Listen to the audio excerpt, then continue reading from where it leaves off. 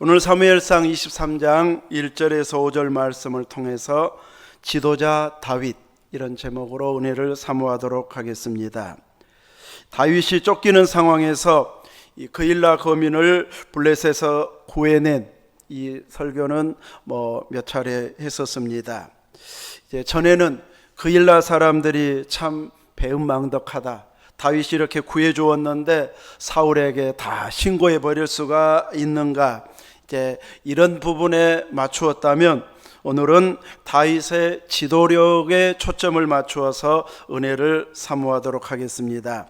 사무엘상 23장 전장인 22장에 보면 다윗이 사울이 이제 죽이려고 하니까 피난 가서 찾아갔던 곳이 제사장, 놉당에 있는 제사장 아히멜렉이었습니다.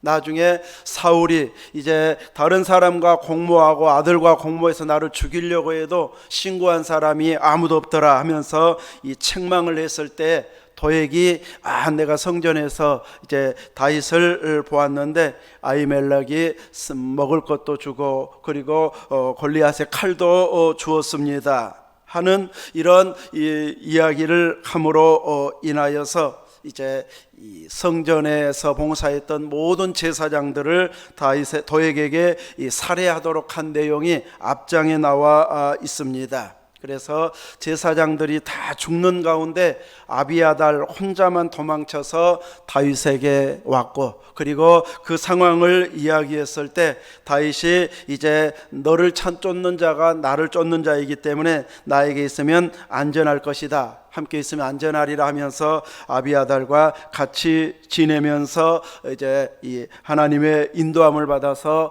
왕의 길을 가게 되어집니다. 이렇게 다윗 자신이 도망쳐야 될 상황입니다. 왕의 군대가 쫓아오는데 대적하면 이건 이제 이 반란이 되어지고 또 살려면은 도망가야 되고, 이런 상황에서 이제 다윗은 계속 피해 가게 되고, 다른 사람은 그래도 다윗이 더 옳은데 해도 다윗 편을 들면 반역의 죄가 되어져 버리기 때문에 이렇게 도울 수 없는 상황이 되어져 버렸습니다. 그 구체적으로 놉당 제사장을 이제 85명이나 학살하고 그 자녀들 가축들까지 완전히 죽임으로 인해서 성읍을 초토화시켜 버렸습니다.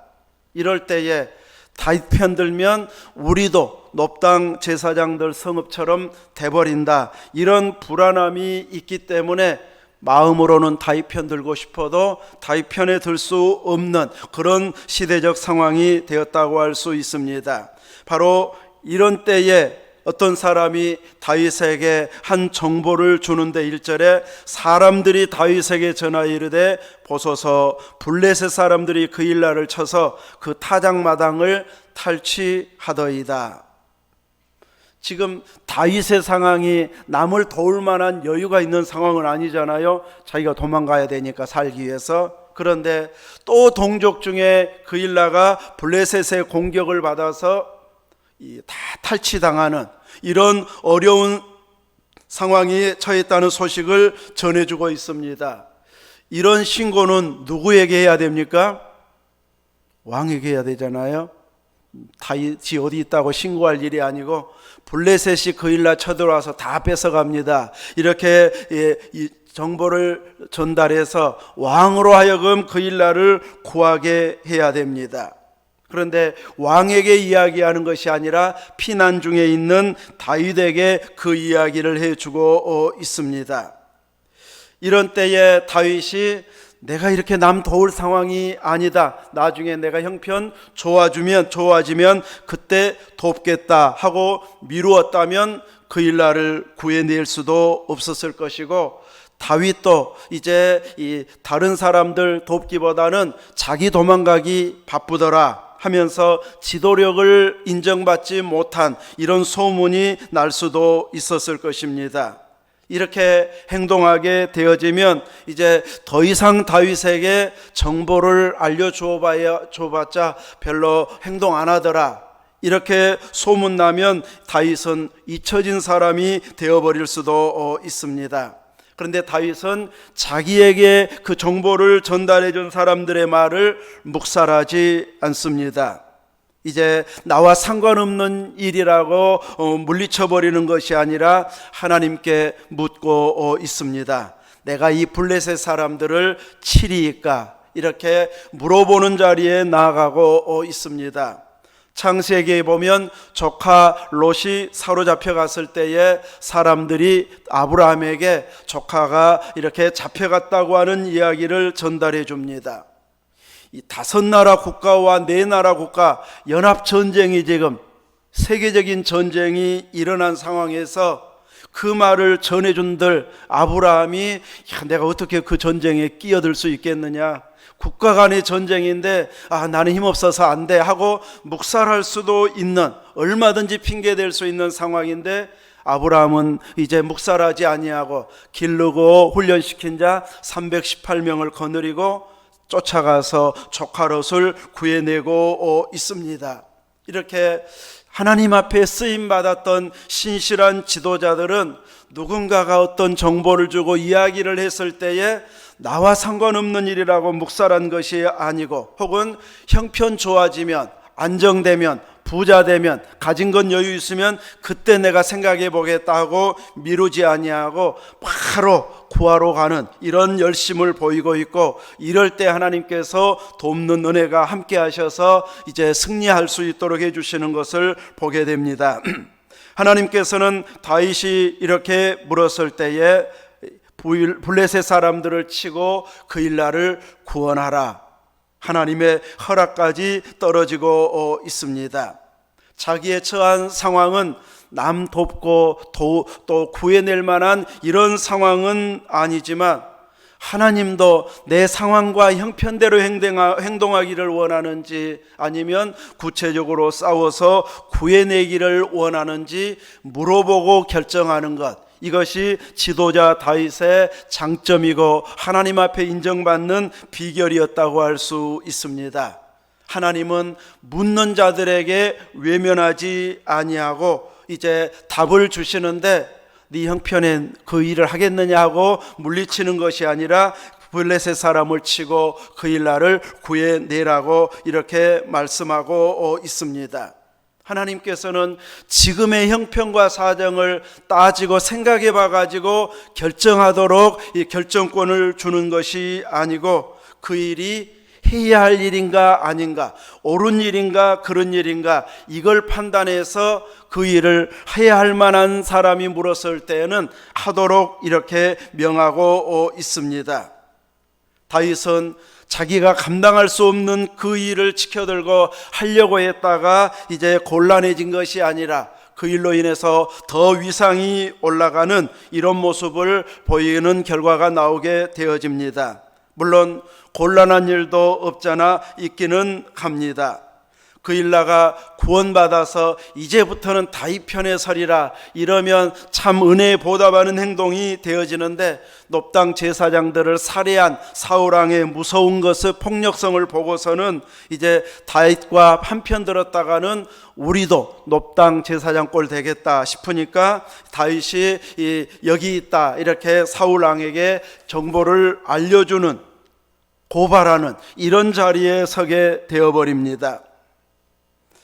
그래도 다윗은 이런 위기 상황에서 사람들이 어떻게 하기를 원하는지, 대세는 어느 쪽으로 기울고 있는지 따져서 행동하는 것이 아니라 항상 하나님께서 인정해 주시면, 하나님께서 허락해 주시면 내 형편과 상황 상관없이 그 일을 진행하려고 하는 이런 명령에 순종하는 결단력을 보이는 지도자상을 보이고 있습니다. 하나님께서는 옳은 일에 대해서 물었을 때는 반드시 그로 하여금 하도록 허락을 해주고 있습니다. 오늘 우리들도 살아가면서 이렇게 해야 될지 저렇게 해야 될지, 혹은 내가 하고 싶은 일과 하기 싫은 일이 생겨나게 되어지는데, 내가 하고 싶은 일인가 하기 싫은 일인가, 내가 할 만한 형편인가 아닌가, 보통은 이것 따져가지고 행동에 옮기든지 미루든지 보류하든지 하게 되어지는데, 다윗을 본다면 우리들은 내 형편 따지는 것보다도 먼저 하나님께 물어보고 응답받은 대로 행동하는 것, 이것이 우리가 가야 할 길임을 가르쳐주고 있습니다. 우리들이 해야 할 만한가, 내가 할 만한 여력이 있는가, 내 상태가, 내 상황이, 내 건강이, 내 물질이 그 일 할 만큼인가, 이것부터 따지면 항상 할 수 없는 쪽으로 기울어지게 되어 있습니다. 우리들에게는 그만큼 여유 있고 넉넉해서 다른 일을 해줄 만한 이런 여유 상황은 거의 오지 않습니다. 그런데 옳다고 생각하고 나도 동참해야 된다고 생각하고 하나님이 이 일하기를 원한다고 생각하면, 감당하면, 또 하기를 원하면 하나님께서는 어떻게 해서든지 내가 원하는 만큼 그 이상으로 감당할 수 있는 환경으로 인도해 주십니다. 그러므로 내 형편이, 내 상황이 그 일 할 만한가부터 따지지 아니하고 하나님이 원하시는가, 하나님이 기뻐할 만한 일인가, 마음은 가는데 형편이 안 되네 하고 너무 쉽게 물러나는 자가 아니고, 하나님이 원하신다면 이제 방법도 가르쳐 주시고 할 수 있는 힘도 주십시오 하면서 구체적으로 발을 내딛으면 감당하게 해 주신다는 것이죠. 그런데 이렇게 딱 감당하려고 마음 먹으면 또 한 번에 부딪힐 벽이 나타나게 됩니다. 3절입니다. 다윗의 사람들이 그에게 이르되 보소서, 우리가 유다에 있기도 두렵건대 하물며 그일라에 가서 블레셋 사람들의 군대를 치는 일이리이까. 아주 지극히 현실적인 조언입니다. 처한 상황은 이 사람들이 하는 말이 정말 맞고 이렇게 행동하기 어려운 상황인 것이 분명히 맞습니다. 그런데 이 사람들이 다윗과 그냥 친분이 없는 멀리 지나가던 사람들이 한마디 툭 던지고 가는 자가 아니고 다윗의 사람들입니다. 왕이 죽인다고 쫓아다닐 때 다윗 편에 든다고 하는 것은 생명 걸고 지금 다윗과 함께 하겠다고 하는, 군사적 행동을 다윗 쪽에서 이제 하겠다고 하는 생명 걸어버린 사람들입니다. 다윗은 이 사람들의 말을 무시할 만한 위치가 아닙니다. 왕의 편에 서 있으면 조금이라도 공적이 있으면 금방 출세할 수 있고 백부장도 될 수 있고 천부장도 될 수 있는데, 다윗은 그런 이제 높은 자리를 보장해 줄 수가 없습니다. 설령 그 높은 위치에 장자리를 준다고 해도 이 형편적으로 얼만큼 하사하고 월급을 그만큼 주면서 하라고 할 수 있는 상황이 아닙니다. 명분만, 직분만 주어지지 거기에 따르는 힘이 생겨난 것은 아직은 아닙니다. 그런데도 불구하고 다윗 편에 들었다고 이렇게 따르고 있는 자들을 단칼에 무시하기는 어려운 상황이 다윗에 처한 상황입니다. 지금 우리는 유대에 있는 것 자체도 두렵다. 왕이 지금 계속 쫓고 있는데 우리 자신을 건져내기 위해서 숨어야 되는데 남 돕는다고 하면 드러나게 되고, 우리의 그 힘 자체도 이렇게 블레셋과 싸울 만한 여력이 있는 것도 아니기 때문에 아직은 이르다, 할 만한 상황 아니다. 아주 지극히 현실적이고 또 분명한 옳은 이런 의견이었다고 할 수 있습니다. 다윗은 이렇게 이제 옳게 분석하고 또 따져가지고 의견을 준 사람들의 쪽으로 생각해서 결정하게 되면 100% 안 하는 쪽으로 결정이 나게 되어 있습니다. 그런데 다윗은 이 분석에 근거해서 또 자기를 목숨 걸고 따르는 자들의 조언에 맞추어서 행동하는 것이 아니라, 다시 한번 분명히 응답받았는데도 그 사람들이 이것은 아닌 것 같은데 했을 때 다시 한번 하나님께 또 물어가지고 하나님 앞에 확실한 답을 얻는 방법을 선택하고 있습니다.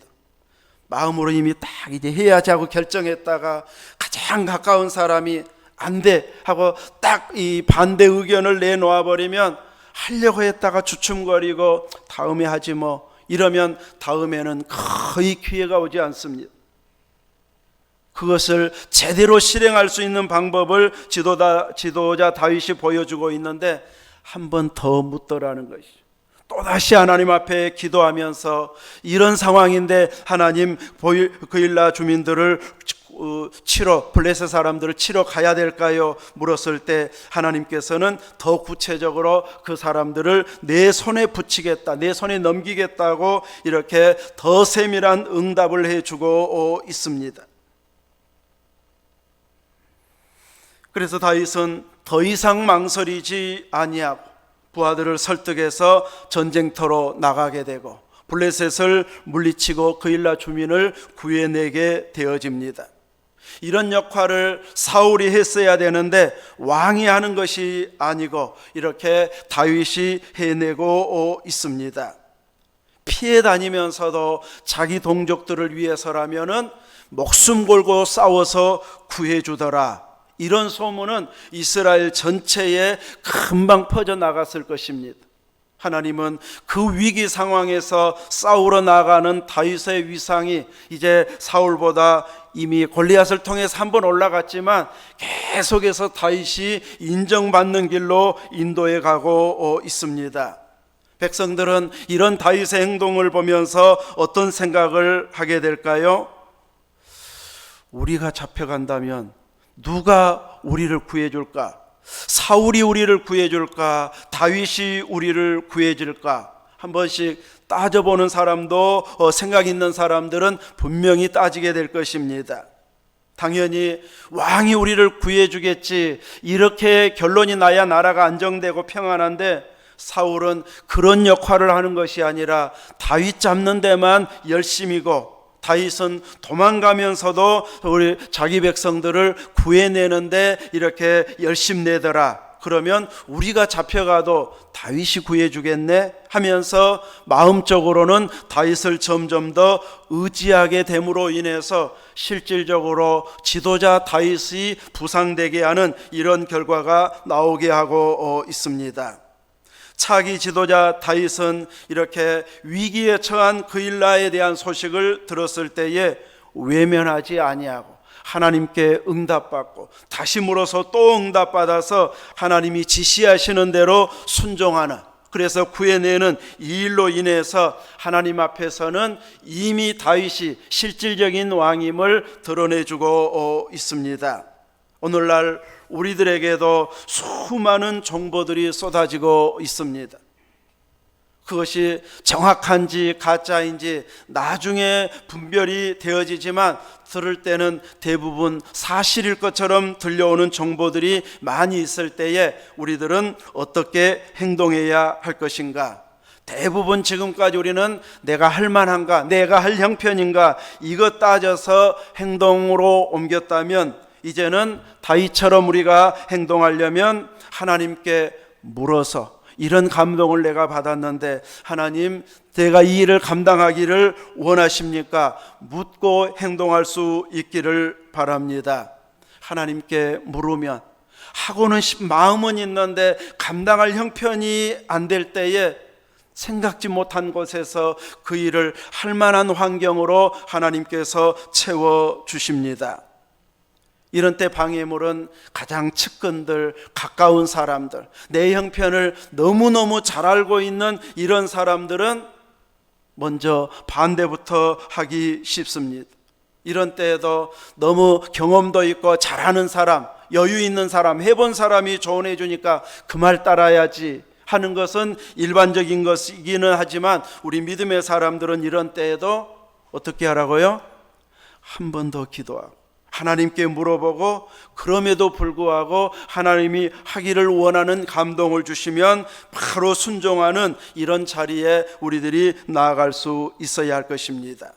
우리가 좋은 환경, 좋은 조건 다 갖추어서 어떤 일을 해내려고 하면은 항상 못할 상황이 더 빨리 와버리게 됩니다. 밖에 식탁 하나도 지금은 코로나 지나면서 배로 올라버렸습니다. 배로. 우리는 80만 원 했는데 지금은 150만 원. 이렇게 물자 조달이 안 되고 막 이 코로나 때문에 막 계속 무역이 많이 지체되다가 보니까 사이에 가격이 많이 올라버리고 외국인들도 막 마음껏 못 들어오다 보니까 인건비도 다 올라버렸잖아요. 하루 막 15만 원 막 이렇게 줘야 이제 건설 현장에서는 일할 수 있고, 이러니까 이제 건설 현장에서 사람 쓰는 사람들이 일만 조금 못하면 인력사무소 바로 전화해가지고 혼내본다는 거예요. 이런 사람을 보내줬냐고, 막 돈을 우리가 얼마씩 내는데 그러냐고, 이제 막 이런 이제 막 따지는 시대가 되어질 만큼, 이렇게 우리도 그때 안 지었으면 지금은 이제 그 배로 들었을 텐데, 참 이렇게 또 하나님이 그때는 감당할까 싶었는데 어떻게 해내게 하시네. 다 되돌아보면은 감사만 나오고 있습니다. 그때 안 했더라면 참 아찔한 이런 상황이 되어지는 것이 이제 감당하고 나오면 고백할 수 있는 상황이 되게 해주십니다. 크고 작은 일들을 우리가 이렇게 감당할 때에 그때만큼 우리가 하나님 앞에 또 헌신하라고 하면 또 한다는 건 쉽지 않잖아요.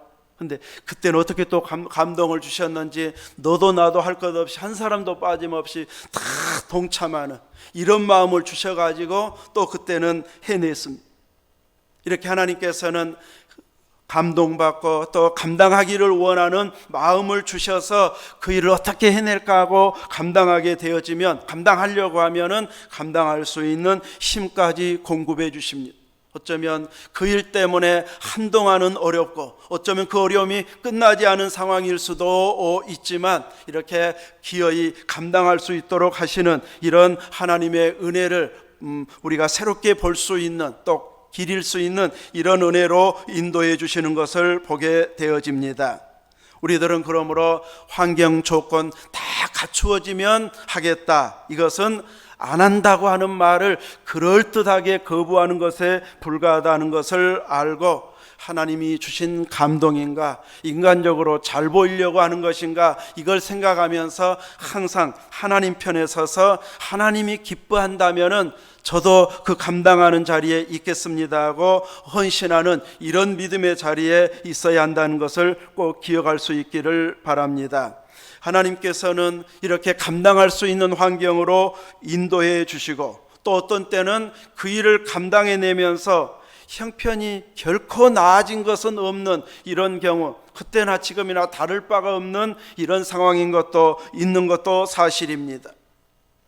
그런데 뒤돌아보면은 나아진 형편은 없는데 해낸 것은 있습니다.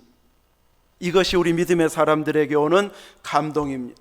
그때나 지금이나 달라진 것도 없고 특별하게 나아진 형편은 없는데, 하나님께서 그때마다 감동 주셔서 딱 한 번씩 감당하고 또 한 번 감당했을 때 되돌아보면, 그래도 더 나아진 것은 없는데 내가 내 몫을 해낸 것은 있네.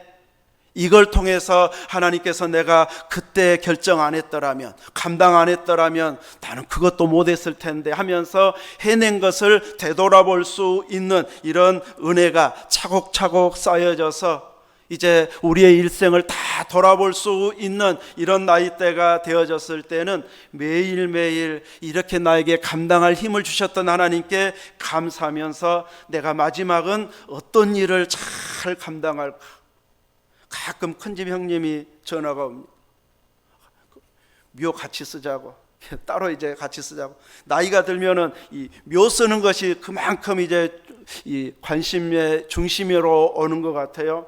어쩌면 여러분들 중에서도 그런 마음이 있어가지고 우리 자식들 보면 묘 관리도 못할 것 같고 내가 그 돈 모아두었다가 줘야지.